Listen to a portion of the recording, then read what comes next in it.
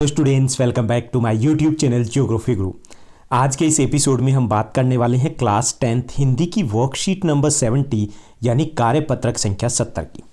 आज की इस वर्कशीट में हम एक नया पार्ट है वो शुरू करने वाले हैं और हमारा नया जो पार्ट रहेगा वो है साना साना हाथी जोड़ी। साना साना हाथी जोड़ी एक यात्रा वृत्तांत है। यात्रा वृत्तांत क्या होता है कि हमने कहीं की भी यात्रा की, उसका जब हम वर्णन करते हैं तो यात्रा वृत्तांत कहलाता है। जैसे आप लखनऊ अगर घूमने गए, जयपुर अगर आप घूमने गए, तो उसका अगर आप वर्णन करोगे तो उसे हम कहेंगे कि ये यात्रा वृत्तांत है। तो इस बार इस पाठ की लेखिका है वो सिक्किम घूमने गए हैं। सिक्किम जिससे हम परिचित हो चुके हैं, पिछले कुछ दिनों से एक आंदोलन छेड़ रखा था हमने, सिक्किम के ऊपर हम प्रोजेक्ट तैयार कर रहे थे। तो आज इस चैप्टर में, इस पाठ के माध्यम से थोड़ा और जानने की कोशिश करेंगे सिक्किम को और वहाँ की राजधानी गंगटोक को। तो चलिए शुरुआत करते हैं हम आज की इस वर्कशीट की। जैसा कि आप अपनी स्क्रीन के ऊपर देख पा रहे हैं, ये हमारी वर्कशीट नंबर 70 यानी कार्यपत्रक संख्या 70 है। हमारा विषय हिंदी है जिसमें हम कृतिका से हमारा एक पाठ लिया गया है साना साना हाथी जोड़ी, उसको हम पढ़ने और समझने की कोशिश करेंगे। आज की दिनांक रहेगी 21 दिसंबर 2020। इसमें हमारा जो नया पाठ है साना साना हाथी जोड़ी, एक नेपाली भाषा की प्रार्थना है, उससे ये शीर्षक लिया गया। इसका अर्थ होता है साना साना यानी कि छोटे छोटे हाथ जोड़कर। यह पाठ एक नई साहित्यिक विधा यानी यात्रा वृत्तांत है जिसके बारे में हम बात कर चुके हैं, यानी किसी स्थान की यात्रा करना और यात्रा के दौरान पहुंचने का स्थान, कैसे हम गए, ओके, और उस स्थान की भौगोलिक स्थिति क्या है, हमने क्या क्या वहाँ पर देखा, वहाँ की सामाजिक स्थिति, आर्थिक स्थिति, वहाँ की संस्कृति, इन सब का प्रवेश जब हम साहित्यिक रूप में करते हैं तो उसे हम कहते हैं यात्रा वृत्तांत। सीधे शब्दों में कहें, साधारण शब्दों में कहें तो हमने यात्रा के दौरान जो भी अनुभव किया, जो भी हमने देखा, उसका वर्णन करना यात्रा वृत्तांत कहलाता है। तो ये हमारा जो पाठ है ये भी यात्रा वृत्तांत है। हम भी कई बार, आप भी गए होंगे, कई स्थानों पर यात्रा की होगी और वहाँ की स्थितियों से परिचित होंगे। अगर आप उसको लिखते हो तो वो यात्रा वृत्तांत कहलाएगा। ओके, तो लेखक में, इस पाठ में लेखिका है मधु कांकरिया। उन्होंने पूर्वोत्तर भारत के एक सुंदर प्राकृतिक राज्य सिक्किम की यात्रा की।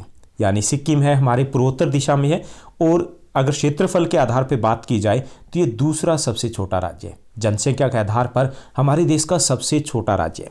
तो उस राज्य की यात्रा की और वहाँ की भौगोलिक स्थिति, सामाजिक आर्थिक स्थिति, सांस्कृतिक प्रवेश का बड़ा सुंदर वर्णन किया है। हम इस पाठ में थोड़ा और जानने और समझने की कोशिश करेंगे वहाँ की संस्कृति, वहाँ के समाज को, वहाँ की अर्थव्यवस्था को। तो चलिए शुरुआत करते हैं इस पाठ की। मैंने हैरान होकर देखा जैसे उल्टा आसमान पड़ा था।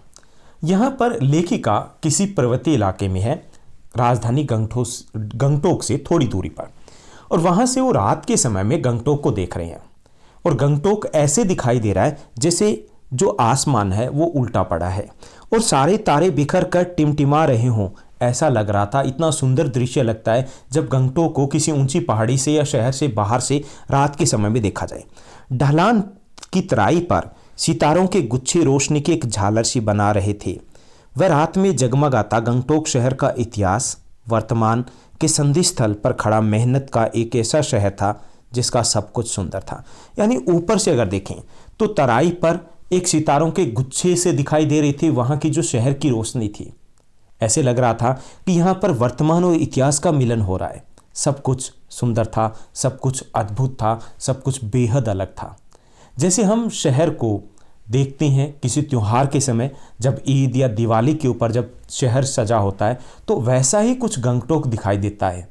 कब दिखाई देता है? हर रोज़ दिखाई देता है। ऐसा ही जगमगाता, अद्भुत और बेहद खूबसूरत शहर है गंगटोक। सुबह शाम रात रहस्यमयी सितारों भरी रात में सम्मोहक जगा रही थी। यानी वहाँ एक जादू सा लग रहा था, एक अलग सी भावना थी, एक अलग सी वहाँ पर शांति थी, दिखने में कुछ अलग सा महसूस हो रहा था। जादू भरे पलों में मेरा सब कुछ स्थगित था, अर्थहीन था। यानी वहाँ पर हमारा मन है वो शांत होता है क्योंकि वहाँ पर शोर नहीं होता। जो हम दिल्ली में देखते हैं ट्रैफिक की पों पों होती है, वहाँ पर ऐसी पों पों नहीं होती, वहाँ शांति होती है। वहाँ पर पॉल्यूशन नहीं होता, प्रदूषण नहीं होता, वहाँ पर स्वच्छ वातावरण होता है। ऐसे लगता है कि हमने सांस खुल के ले रहे हैं, ऐसे लगता है हमारा भार, हमारा वजन कुछ कम हो गया। ऐसा ही लेखिका को लग रहा था। उन्हें लग रहा था जैसे ये दुनिया कुछ थम सी गई हो, कुछ अलग सा हो रहा हो, अलग सा अनुभव कर रहे थे वहाँ पर। मैं, मेरी चेतना, मेरा आसपास, मेरे भीतर बाहर सिर्फ शून्य था। शांति थी, मन में भी शांति थी, आसपास भी शांति थी और सब कुछ बिल्कुल शांतचित था। यानी जब हम यहाँ पर दिल्ली में रहते हुए कहीं पर भी कुछ विचार करने की कोशिश करते हैं तो बहुत सारी ऐसी वस्तुएं होती है, ऐसी घटनाएं होती है, ऐसा परिदृश्य होता है जिसके कारण हम पूरी तरीके से ध्यान केंद्रित नहीं कर पाते। वहाँ पर लेखिका का मन बड़ा शांत था जब वो उस दृश्य को देख रही थी। इसलिए उन्होंने कहा कि कुछ जादू सा हो रहा था, कुछ मनमोहक सा हो रहा था, जिससे वो मोहित हो चुके थे उसकी सुंदरता को देख करके। किसकी सुंदरता को देख करके? गंगटोक की सुंदरता जो दिखाई दे रही थी रात को। अंतर्निहितता में डूबी हुई रोशनी की जादुई झालर सी उसे लग रही थी लेखिका को, कि जैसे ये जादुई झालर हो जो सम्मोहित कर रही थी, जो अपनी तरफ खींची जा रही थी। धीरे धीरे एक उदास उस शून्य से फूटने लगा। जो रात का समय था, उसके बाद धीरे धीरे वहां पर थोड़ी सी हलचल होती है जैसे ही सुबह की तरफ बढ़ते हैं। एक प्रार्थना होठों को छूने लग गई। हल्की सी प्रार्थना की आवाज़ आती है वहाँ पर, क्योंकि पर्वतीय इलाकों में जो प्रार्थना की जाती है तो वहाँ पर प्रार्थना की एक अलग ही गूंज सुनाई देती है। जैसे हम खाली अगर कोई कमरा हो और उसमें हम बोलते हैं तो आवाज़ इको करती है, तो वैसा ही कुछ वहाँ होता है। और वहाँ पर उस शांत वातावरण में जो प्रार्थना है वो बेहद सुकून वाली थी। वो प्रार्थना थी, साना साना हाथी जोड़ी गर्द हूँ, हमसो जीवन तिमरो को से ली। इसका अर्थ है कि छोटे छोटे हाथ जोड़कर प्रार्थना करूँ, मेरा सारा जीवन अच्छाइयों को समर्पित हो। आज सुबह की प्रार्थना के ये बोल मैंने एक नेपाली युवती से सीखे थे, और जो प्रार्थना के बोल थे लेखिका को इतने अच्छे लगे कि उन्होंने एक नेपाली युवती से प्रार्थना की, उनसे रिक्वेस्ट की कि मुझे भी सिखा दिया जाए, और उन्होंने ये बोल वहाँ पर सीखे थे। तो ये था थोड़ा सा एक वर्णन कि वहाँ की राजधानी, सिक्किम की राजधानी गंगटोक कैसी लगती है रात को। थोड़ा और जानने की कोशिश करेंगे, अगले जो एपिसोड रहेंगे, अगली जो वर्कशीट रहेगी इसी पार्ट से संबंधित। अब हम प्रश्नोत्तर की तरफ बढ़ते हैं। आज की इस वर्कशीट में कुछ प्रश्न दिए गए, हमें 5 क्वेश्चन यानी 5 प्रश्न दिए गए और एक गतिविधि भी दी गई है। पहला जो प्रश्न दिया गया कि यात्रा वृत्तांत किसे कहा गया, इसमें किस बात का वर्णन किया जाता है। तो यात्रा वृत्तांत के बारे में हम अच्छे से समझ चुके हैं कि किसी स्थान की यात्रा के दौरान हुए अनुभवों को लिखना या वर्णन करना यात्रा वृत्तांत कहलाता है। जो कुछ भी हमने देखा, ओके, जैसे हम ट्रेन से गए तो हमने जो कुछ भी देखा, अच्छा रहा बुरा रहा, तो वो यात्रा वृत्तांत है। यात्रा वृत्तांत के दौरान पहुंचने के साधन, वहाँ की भौगोलिक स्थिति, सामाजिक, आर्थिक, सांस्कृतिक परिवेश, इन सभी का वर्णन किया जाता है।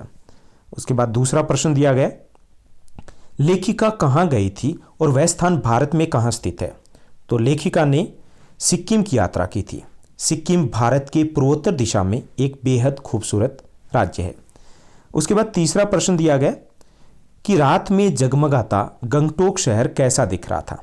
वहाँ की सुंदरता का वर्णन लेखिका ने किन शब्दों में किया, ये हमें बताना कि कैसा दिख रहा था और सुंदरता कैसी थी वहाँ की। तो रात में जगमगाता गंगटोक शहर ऐसा लग रहा था जैसे आसमान उल्टा हो गया हो, धरती पर तारे टिमटिमा रहे हों, सब कुछ बेहद सुंदर लग रहा था, मानो कुछ जादू हो गया हो। चारों तरफ एक शांति, एक शून्य था। उसके बाद चौथा प्रश्न दिया गया, नेपाली लोग क्या प्रार्थना करते हैं और कैसे। तो नेपाली लोग है एक प्रार्थना करते हैं जो है साना साना हाथी जोड़ी गर्थ, यानी छोटे छोटे हाथ जोड़कर हम प्रार्थना करें। ये एक प्रार्थना है, ये नेपाली भाषा की। यह प्रार्थना कब की जाती है? सुबह के समय की जाती है।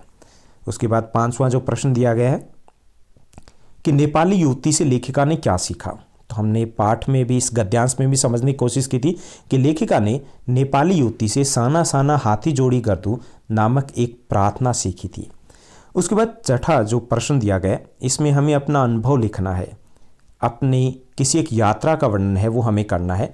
तो कम से कम शब्दों में कोशिश किया मैंने कि मैं अपनी एक यात्रा का वर्णन आपके साथ साझा करूं।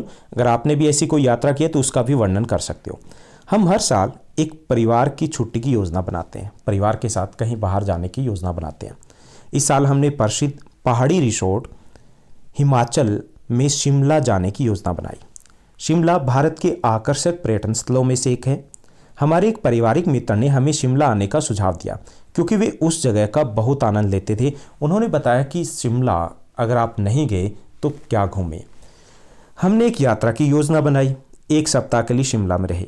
आवास बहुत ही शानदार था। हमने नींद लेने के बाद वहाँ पहुँचने के बाद थकावट हो गई थी, उसको दूर किया। उसके बाद ट्रैकिंग की शुरुआत की। इसके साथ साथ हमने वहाँ पर बहुत सारे ऐसे स्थान थे जो दर्शनीय थे, जैसे चार्डविक फॉल, वहाँ पर हम गए। चार्डविक फॉल्स, जाखू मंदिर, धनु देवता मंदिर, तारा देवी मंदिर इत्यादि का आनंद लिया। हमने फेमस गेयटी थिएटर का दौरा किया। शिमला में कई इमारतों की वास्तुकला बेहद विशिष्ट है। छुट्टी का सबसे अच्छा जो हिस्सा था वो कुफरी में याक की सवारी है, जो शिमला से केवल 16 किलोमीटर दूर है। तो ये था मेरी एक यात्रा का वर्णन, जो बेहद कम शब्दों में मुझे वर्णन करना था, इसलिए हमने मोटे तौर पे बताया कि वहाँ पर हमने क्या देखा और क्या अनुभव किया। तो आज की इस वर्कशीट में बस इतना ही। उम्मीद करता हूँ आपको सभी प्रश्नों के उत्तर और ये वर्कशीट अच्छे से समझ में आई होगी। अगर ये वीडियो आपको अच्छी लगी तो इसको लाइक और शेयर करना मत भूलिएगा। Thank you, bye bye, have a nice day.